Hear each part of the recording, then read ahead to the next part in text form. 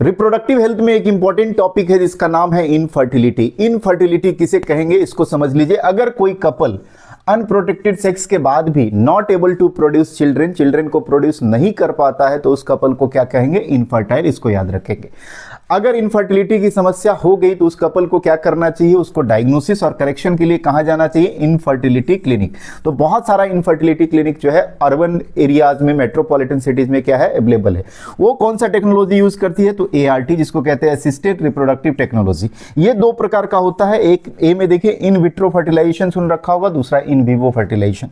ये वर्ड याद रखिएगा, इन विट्रो। इन विट्रो का मतलब होता है कि आउटसाइड द बॉडी, यानी कि लेबोरेटरी में होगा। तो इसमें देखिए क्या होगा? Fertilization occurs outside the body followed by embryo transfer, ET होता है, और इसी को क्या कहते हैं? टेस्ट ट्यूब प्रोग्राम भी कहते हैं। इसके दो इंपॉर्टेंट एग्जांपल है, मतलब इसके टेक्नोलॉजी जो इसमें काम करती है, ZIFT और दूसरा है IUT। वहीं दूसरी तरफ इन विवो फर्टिलाइजेशन क्या है? तो इन विवो फर्टिलाइजेशन में fertilization within female body के अंदर होगा। Gamete transfer to assist those female, वैसे फीमेल को में जो है गैमिट ट्रांसफर किया जाता है जो क्या कर नहीं सकती है? कंसीव नहीं कर सकती है। और इसमें जो टेक्नोलॉजी यूज किया जाता है GIFT, ICSI और AI।